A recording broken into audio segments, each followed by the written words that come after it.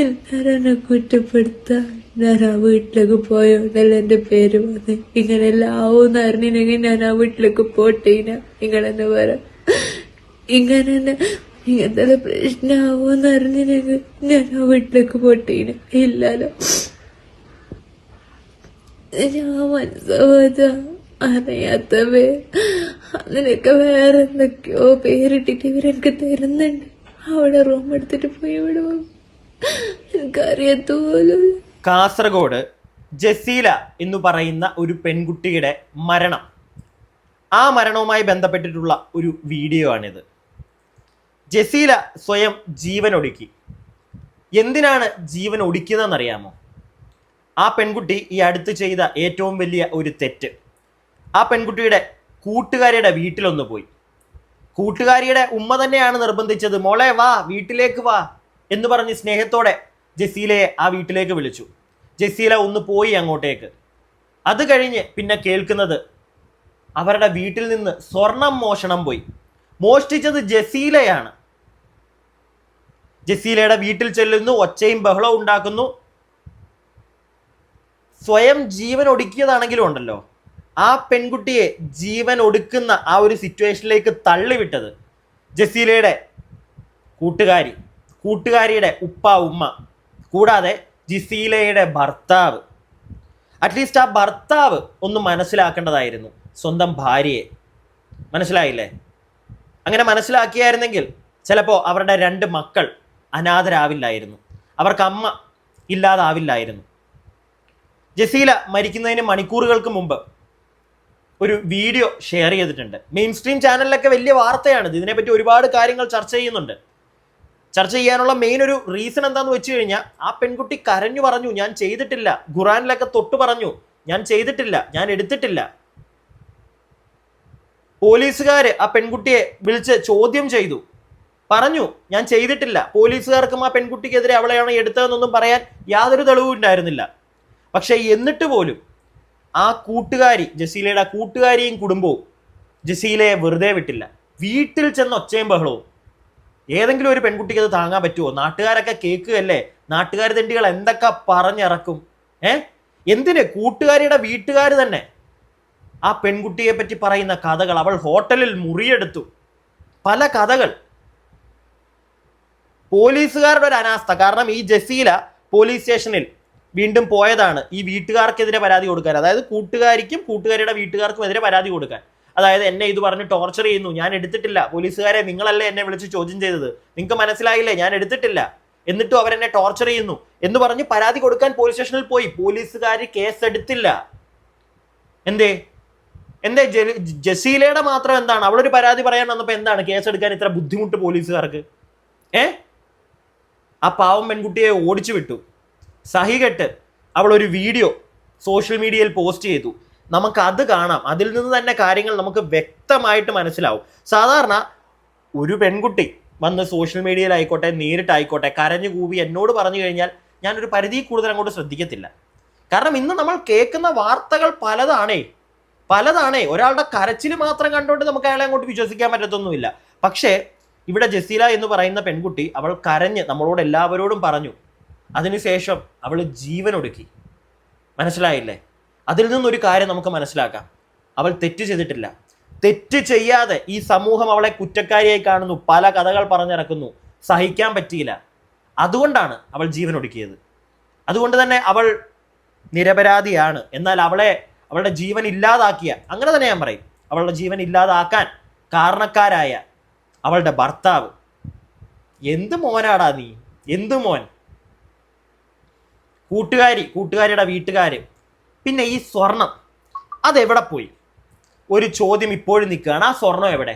എൻ്റെ ഒരു സംശയം പറയട്ടെ, എൻ്റെ ഒരു സംശയം, ഈ വീട്ടുകാർ തന്നെ ഈ സ്വർണം മുക്കി വെച്ചേക്കുന്നതാണെങ്കിലോ? നമ്മൾ പല സിനിമയിലൊക്കെ കണ്ടിട്ടുണ്ടല്ലോ, ഇല്ലേ? ഈ വീട്ടുകാർ തന്നെ സ്വർണം മാറ്റിയെടുത്ത് വെച്ചിട്ട് ഈ പെങ്കൊച്ചിൻ്റെ തലയിലെടുത്ത് അങ്ങ് വെച്ച് കൊടുത്ത് അങ്ങനെ എന്തെങ്കിലും ചെയ്തതാണെങ്കിലോ? ആ പെങ്കൊച്ചിനെ ഇല്ലാതെയാക്കാൻ എന്തെങ്കിലും ഈ കൂട്ടുകാരിക്ക് ഇനി അവളോട് ദേഷ്യം, അങ്ങനെയുള്ള എന്തെങ്കിലും കാര്യം, ഇല്ലെങ്കിൽ ആ സ്വർണത്തിന്റെ പേരിൽ ഇത്രയും പ്രശ്നം ഉണ്ടായി കഴിയുമ്പോൾ എവിടുന്നേലും ഈ പാവത്തിന്റെ വീട്ടുകാർ, ജസീലയുടെ വീട്ടുകാർ ഉണ്ടാക്കി അങ്ങ് കൊടുക്കും എന്ന് വിചാരിച്ചിട്ട്. സംശയങ്ങളാണേ. ആ പാവത്തിനെ ഇല്ലാതാക്കിയില്ലേ നിങ്ങൾ? അപ്പൊ പിന്നെ നമുക്ക് സംശയിക്കാമല്ലോ അവരെ പല രീതിയിൽ. എന്താണെങ്കിലും നമുക്ക് ജസീല മരിക്കുന്നതിന് മുന്നേ പറഞ്ഞ കാര്യങ്ങൾ കേൾക്കാം, എന്നിട്ട് ബാക്കി കാര്യങ്ങൾ സംസാരിക്കാം. എൻ്റെ പേര് ജസീല. ഞാനെന്തായാലും ചെയ്യാത്ത തെറ്റിൻ്റെ പേരിൽ കുറേ ശിക്ഷ വയ്ക്കുന്നുണ്ട്. എൻ്റെ ഫ്രണ്ടിൻ്റെ ഉമ്മാൻ്റെ ഗോൾഡ് മിസ്സായിന്. അത് ഞാൻ എടുത്തെന്നാ പറയുന്നത്. ഞാൻ എടുത്തിട്ട് പോലില്ല, കരയത്ത് പോലില്ല, അങ്ങനത്തെ ഒരു സ്വർണ്ണം ഉള്ളത് പോലും. എൻ്റെ പേരിൽ എന്തൊക്കെയോ ഞാൻ ഏതൊക്കെ ചെക്കന്മാരൊക്കെ കോഴിക്കോട് പോയിട്ട് റൂം എടുത്തിട്ട് നിന്ന അങ്ങനെ എന്തൊക്കെയോ ആരോപണം പറഞ്ഞു നടക്കവര്. എൻ്റെ ഹസ്ബൻഡിൻ്റെ വീട്ടുകാർ എല്ലാവരും അറിഞ്ഞില്ല കാര്യം. എൻ്റെ വീട്ടിൽ ആർക്കും സമാധാനമില്ല, എല്ലാവരും മരിക്കേണ്ട അവസ്ഥയില്ല. എൻ്റെ മക്കളുടെ മരണത്തിന് ഉത്തരവാദി എൻ്റെ ഫ്രണ്ടും അഫ്രീദിൻ്റെ ഉമ്മ അപ്പ അവർ വീട്ടുകാരെടുക്കാതെ എന്നെ നാണം കെടുത്തിട്ട് വന്നിട്ട് രണ്ടുപേരും ഇവിടെ വന്നിട്ടുണ്ടായി. അവരെന്തൊക്കെയോ അനാവശ്യം പറഞ്ഞിട്ട് പോയി.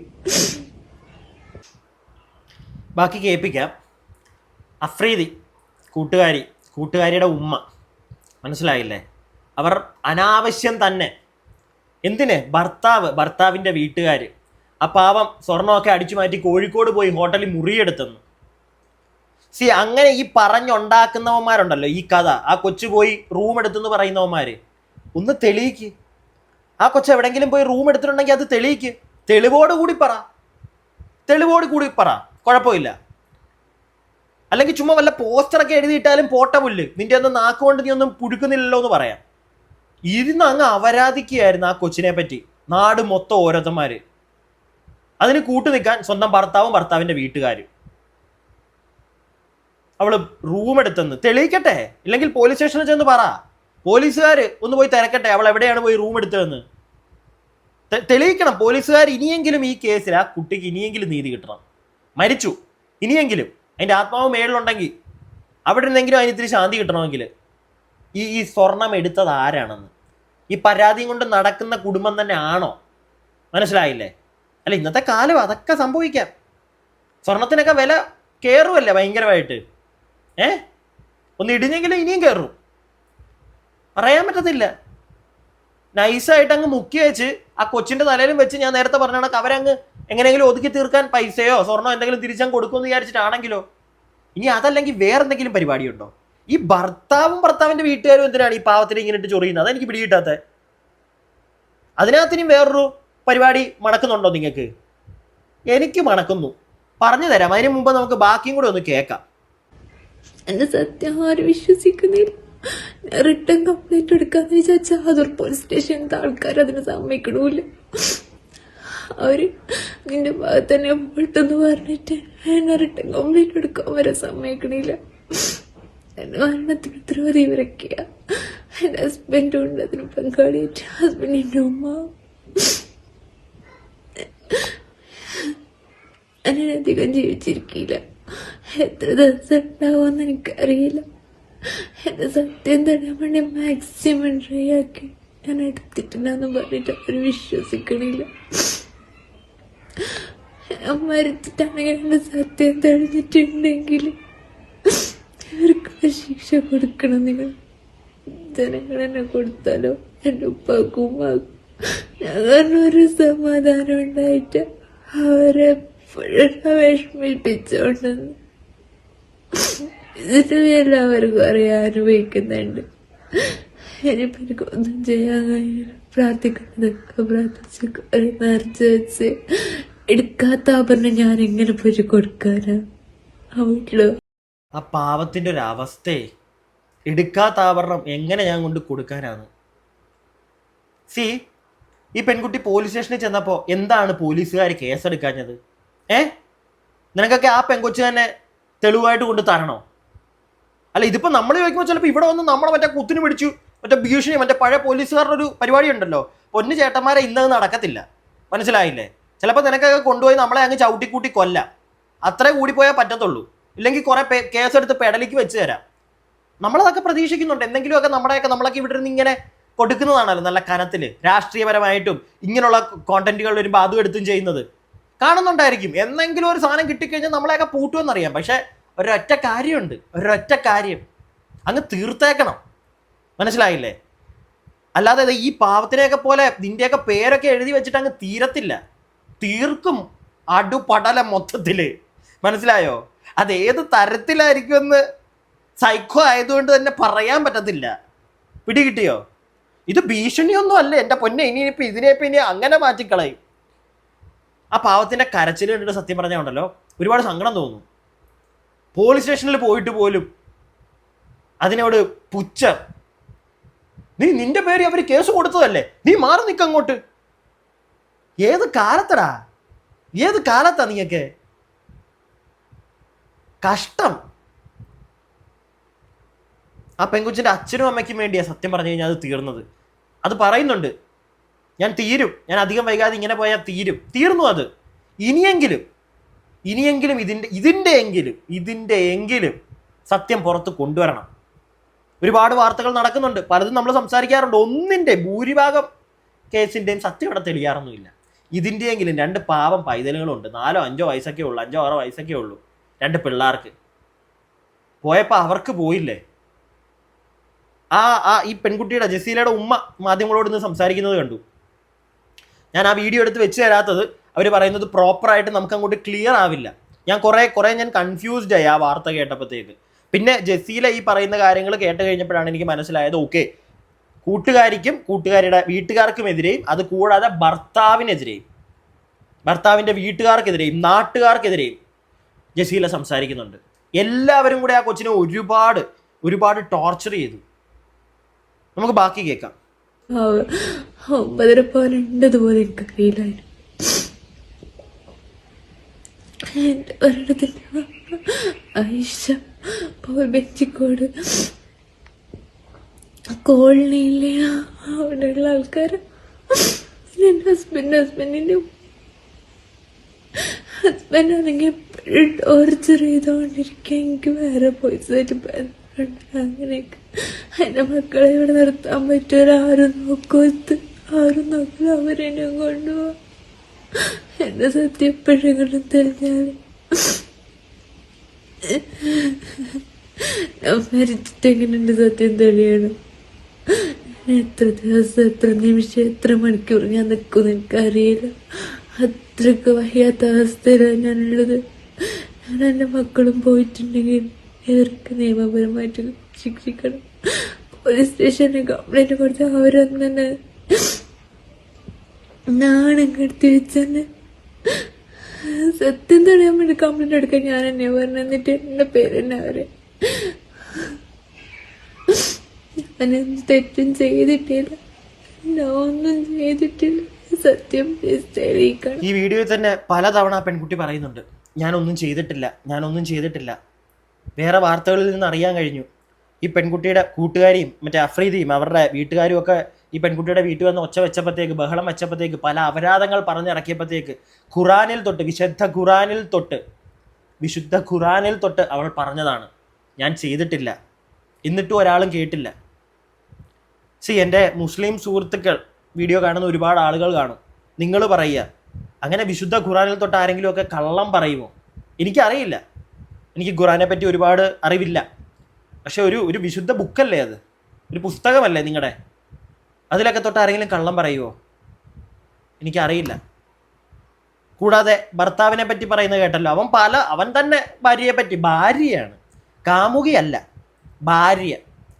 ഭാര്യയെ പറ്റി പല അപരാധം അവൻ തന്നെ പറയുന്നുണ്ടായിരുന്നു.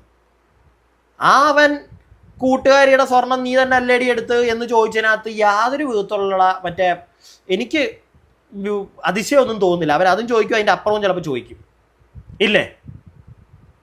അതാരാണോ എടുത്തത് 9.5 പവൻ, അതാരാണോ എടുത്തത്, അതെങ്കിലും പോലീസുകാർ പ്രോപ്പറായിട്ട് നിങ്ങൾക്ക് കണ്ടുപിടിക്കാൻ പറ്റുന്നില്ലെങ്കിൽ പിന്നെ എന്തിനാ ചെയ്യാത്ത കുറ്റങ്ങളൊക്കെ വല്ലവൻ്റെ തലപ്പെടലേക്ക് വെച്ച് കെട്ടാനും ഏതെങ്കിലും മാർച്ച് വരുമ്പോൾ പോയി വലിച്ച് തല്ലാനും ഇതിനൊക്കെ നിന്നെ കൊണ്ടൊക്കെ കൊള്ളത്തുള്ളൂ? എല്ലാ പോലീസുകാരെ അല്ല കേട്ടോ, എല്ലാ പോലീസുകാരെ അല്ല, ഒരിക്കലും അല്ല. ചിലവന്മാരുണ്ടല്ലോ, ഇപ്പോൾ ഈ പെങ്കൊച്ച് പോയ പോലീസ് സ്റ്റേഷനിലൊക്കെ, അല്ലെങ്കിൽ ഇവൾക്കെതിരെ വീട്ടുകാരുണ്ട് കേസ് കൊടുത്തപ്പോൾ അവിടുത്തെ കേസായില്ലത്, അത് FIR ചാർജ് ചെയ്തിട്ടില്ല. FIR ചാർജ് ചെയ്തതിന് മുമ്പാണ് ഈ പെൺകുട്ടിയെ ചോദ്യം ചെയ്യാൻ വിളിച്ചത്. ഞാൻ അറിഞ്ഞത് വെച്ചിട്ട് FIR ചാർജ് ചെയ്തിട്ടില്ല, ഒരു പരാതി പോലെ അവിടെ ചെന്ന് പറഞ്ഞതേ ഉള്ളൂ. എന്നിട്ട് കണ്ടുപിടിക്കാൻ പറ്റുന്നില്ല. പിന്നെ നീയൊക്കെ എന്തിനാ പോലീസാന്നും പറഞ്ഞ് നടക്കുന്നത്? കുറച്ചും കൂടെ ഉള്ളു, അതും കൂടെ നമുക്കൊന്ന് കാണാം. എന്റെ മരണത്തോടാണെങ്കിലും സത്യം തെളിയിക്കണം. അരച്ചാ ഞാൻ എന്റെ മക്കൾക്കും പോയി ആർക്കും പോകാനില്ല. എന്റെ വീട്ടുകാർക്ക് എന്ത് പറ്റിയ കുഴപ്പമില്ല. എല്ലാരും എന്നെ കുറ്റപ്പെടുത്താൻ ഞാൻ ആ വീട്ടിലേക്ക് പോയോണ്ടല്ല എന്റെ പേര് വന്നേ. ഇങ്ങനെ എല്ലാം ആവൂന്ന് അറിഞ്ഞില്ലെങ്കിൽ ഞാൻ ആ വീട്ടിലേക്ക് പോട്ടേന. ഇങ്ങളെന്നെ പറ, ഇങ്ങനെ ഇങ്ങനത്തെ പ്രശ്നമാവൂന്ന് അറിഞ്ഞില്ലെങ്കിൽ ഞാൻ ആ വീട്ടിലേക്ക് പോട്ടേന. ഇല്ലല്ലോ, ഞാൻ മനസ്സോത അറിയാത്തവേ അതിനൊക്കെ വേറെ എന്തൊക്കെയോ പേരിട്ടിട്ട് ഇവരെനിക്ക് തരുന്നുണ്ട്. അവിടെ റൂം എടുത്തിട്ട് പോയി ഇവിടെ എനിക്കറിയത്തോലും. ഗോൾഡ് മിസ്സായിട്ടുണ്ടെങ്കിൽ അതിന്റെ പേര് പറയണം. അല്ലാണ്ട് എന്നെ എന്തിനെങ്ങനെ നാണം കെടുത്തിയത്? എന്റെ മക്കൾക്ക് എന്നെ ജീവിക്കാൻ കഴിയാത്ത സ്ഥലത്ത് നടക്കാൻ പറ്റുമോ? ഒന്നും പറ്റൂലല്ലോ. അതുകൊണ്ട് അവരെന്നെ കൊണ്ടുപോകുന്നത്. എല്ലാരും എന്നെ കൊണ്ടുപോവാ. സത്യം തെളിയിക്കണം. ഒരു ദിവസം തെളിയുന്ന വിശ്വാസത്തോടെ ഞാനിവിടെ ധോനിയാവിനില്ലെങ്കിൽ ഒരു ദിവസം സത്യം തെളിയെന്നുള്ളൊരു വിശ്വാസത്തോടെ ഞാൻ പോവാ. എന്റെ മക്കളെയും കൊണ്ട് ഞാൻ പോവാ. എൻ്റെ മക്കളെയും കൊണ്ട് ഞാൻ പോവുകയാണെന്നാണ് അവൾ പറഞ്ഞത്. പക്ഷെ മക്കളെ എന്തായാലും ആ പാപം കൊണ്ടുപോയില്ല. ഇവിടെ അവളുടെ മനസ്സിൽ തോന്നിയ എൻ്റെ ഒരു സംശയമാണ്, ഏതെങ്കിലും ഒരു മൊമെൻറ്റിൽ തോന്നിക്കാണും, എൻ്റെ മക്കളും നാളെ പഴി കേൾക്കേണ്ട വരത്തില്ലേ? ഉമ്മ കള്ളിയാണ്, നിൻ്റെയൊക്കെ ഉമ്മ കള്ളിയല്ലേ എന്നീ പട്ടി നാട്ടുകാർ ചോദിക്കത്തില്ലേ? എന്നാ കുഞ്ഞിൻ്റെ മനസ്സിൽ, ആ പെൺകുട്ടിയുടെ മനസ്സിൽ തോന്നിക്കാണത്തില്ലേ? അതായിരിക്കത്തില്ലേ ചിലപ്പോൾ. അതുകൊണ്ടായിരിക്കാം ഇത്ര അവൾ കരഞ്ഞത്.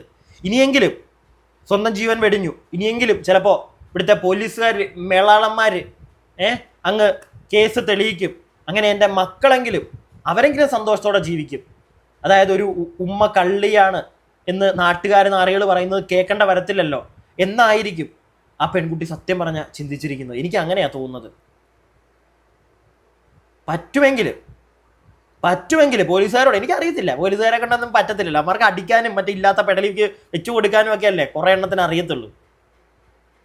നല്ല പോലീസുകാരുണ്ട്, അവരാരെങ്കിലും ആ പെൺകുട്ടിക്ക് നീതി മേടിച്ച് കൊടുക്കണം. മനസ്സിലായില്ലേ?